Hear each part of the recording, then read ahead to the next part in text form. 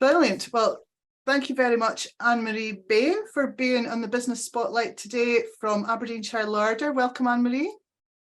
Hi, well, thank you. Really good to have you here. So let's just start off with an introduction. Who are you and what do you do? Who am I? So, do you mean our business or me personally? Yeah, well, both, absolutely. So I am a member of the management team here at Aberdeenshire Larder with my brother and my colleague Vicky, who we've all worked together for around too many years, here to about 10 plus years. At Aberdeenshire Larder, we are a butcher and our speciality is Scottish wild venison.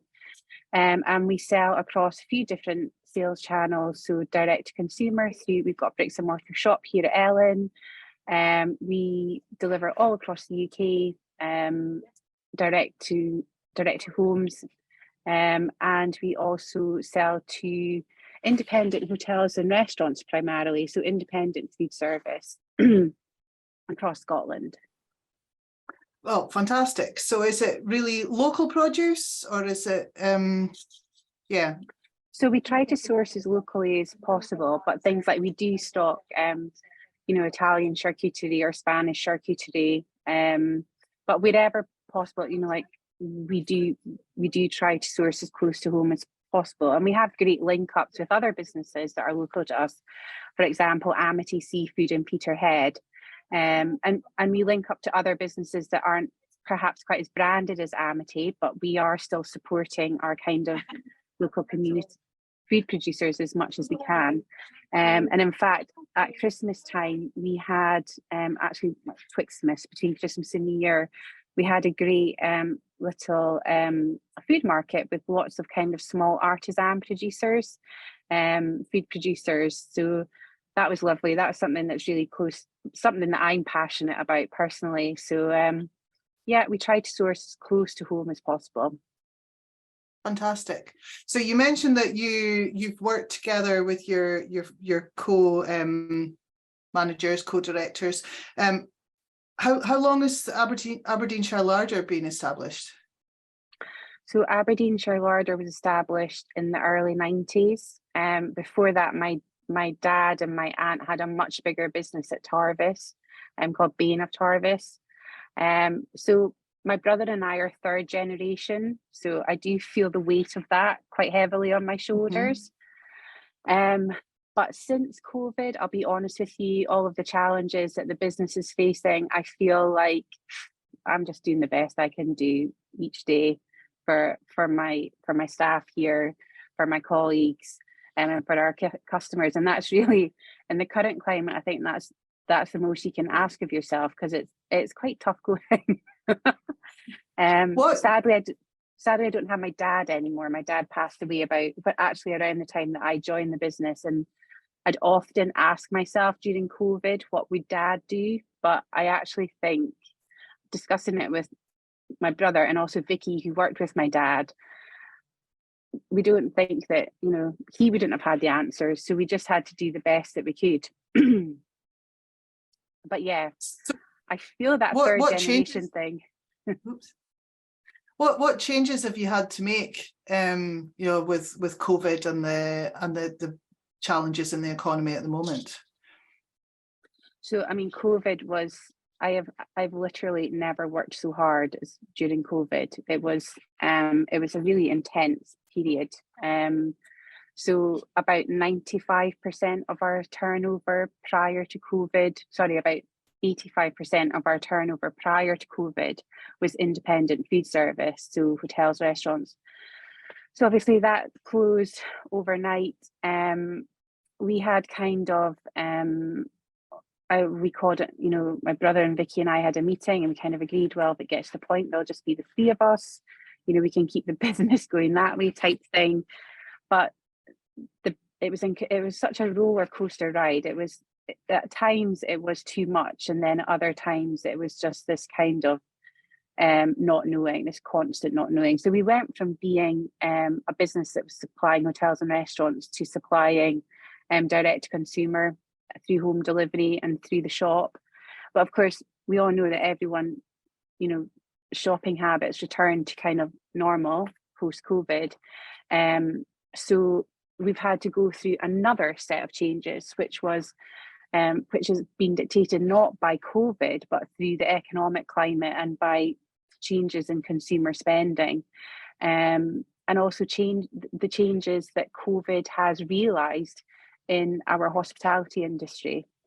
So it's just been,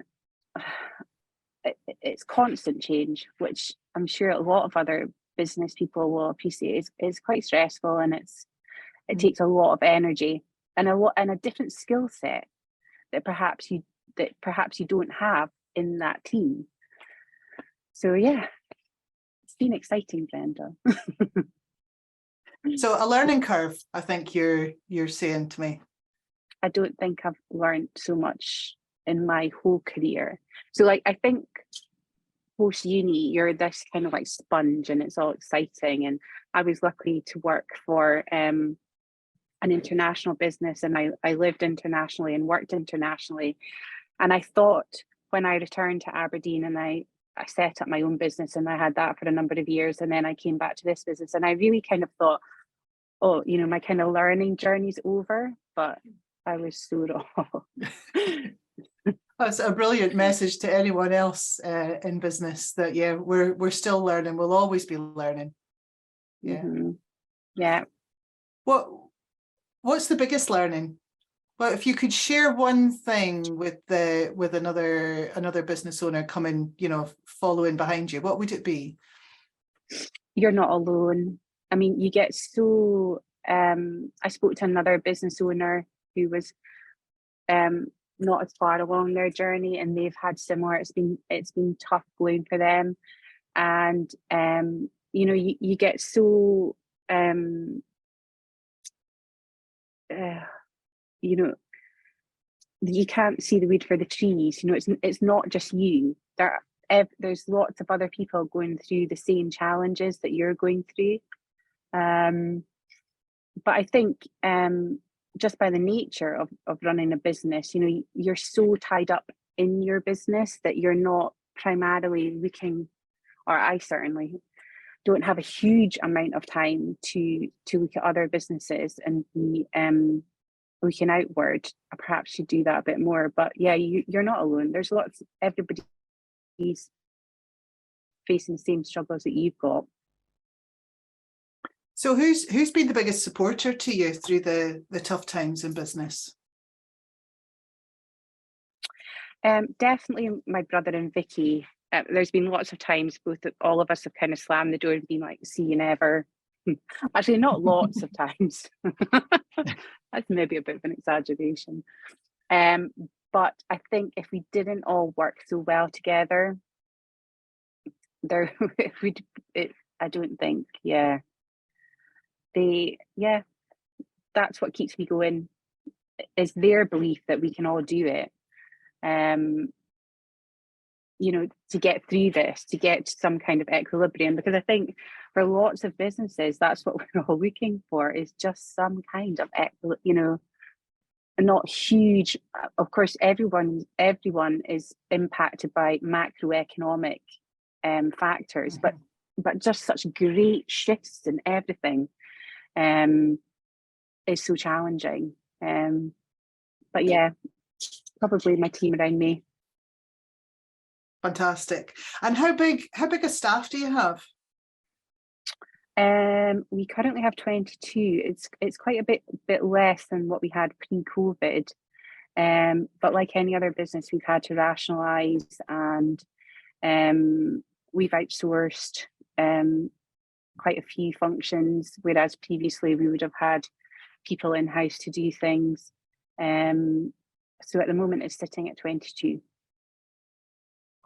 And have you found it difficult finding and retaining staff? You know, not just thinking about the COVID period, but you know, longer term. Has staff been a challenge for you? No, not really, but I think it is difficult in a smaller kind of business to get the right fit of person. No, I wouldn't say so. I'm really proud of the fact that we currently have 3 butchery apprentices. That's something that we've worked really hard at. And they're doing great. Some of them are on course to finish their butchery apprenticeship this year. So that's something that I'm really proud of. To bring young people into our industry. I'd love to say one of them was a girl, but they're all boys. But I can't be sexist in the but yeah, that's, for me, that's a great achievement for a small business our size. In terms of building your team then, is it about bringing in people at the bottom, bringing in the apprenticeships and training them up and developing them? Absolutely. So unless it's something very specialised, then that's what our strategy is going for at the minute. So you mentioned the apprenticeships and how you would have liked to have been bringing in a girl into as one of those into the role.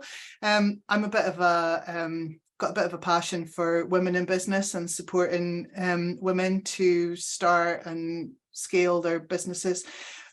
Have you got any reflection on being a woman in running a business and as a business owner? What would your advice be to someone else that wants to step up themselves? I think have confidence in yourself. I think having worked in, so I've always worked in the food industry, and it's always been, well, it was quite male oriented when I came out of university, but I was really lucky in that I had some really amazing role models. My boss in Norway, she was female. There's another like senior member of the team, she was Norwegian, and they were both like super strong, super smart, and would share, so they would take time to explain things or discuss things. So, but I've never really, and sorry, what was it in terms of advice? Is that what you asked the question? Yeah, what would you say to someone who's to another woman in business or looking to start or scale a business? I say just go for it. There's absolutely nothing, your gender should not be anything to do with it. And anybody that treats you differently because of your gender doesn't even deserve your space. Just pass, move on, their loss. Yeah. I love it. Perfect answer to that question. Yes, it should have no influence. Sadly, that it does. Statistics show it does, but we're working on that. Yeah, I think the more that we state that it's not part of the discussion, that that we stand up and say it's not part of the discussion, so forget it. That doesn't even come to it. It's my skill set, it's my outlook, it's my aptitude, it's my opportunities that I make myself. Those are all the things that will impact you, not your gender. And if you want to discuss gender, take a number 7 bus down the road because I'm not interested, type thing. Brilliant. I love it. We're on the same wavelength, I think, Anne-Marie. So what does the future look like? What does the future look like? So I'm a single mum, so it's a juggle. So yeah, it's a juggle, but it's I am quite a glass half full person, Brenda. So I don't know if sometimes I look at life with rose tinted glasses. I don't know if that's a negative or a positive. In the short term, I think life is challenging. There's no getting away from that. There's lots of people who are challenged by the current economic climate that we have, and as a business, we can't get away from that. So we are having to work really hard to find different channels, or to move into channels that we perhaps weren't previously. for example, we used to export quite a lot of venison, and not even to do with COVID, to do with Brexit, we can't currently do that. So it's quite hard going short term, but I am, like I say, I'm a confident glass half full person. So I think if we can just, get through the short term, that in the medium term that our business will be stronger for it. But of course, there's lots of exciting macroeconomic things that are happening right now that will no doubt send us another curveball. Yes, and yeah, you just keep batting those balls, I guess. Yeah, it's been really great to talk to you, Anne-Marie, and to get your take on what's been a very challenging time for a lot of businesses. So thank you very much for taking time out of what's obviously a very busy office and factory or butchery or whatever you've got going there. I really appreciate you joining me today. Thank you. Thanks, Brenda. It was really nice to meet you.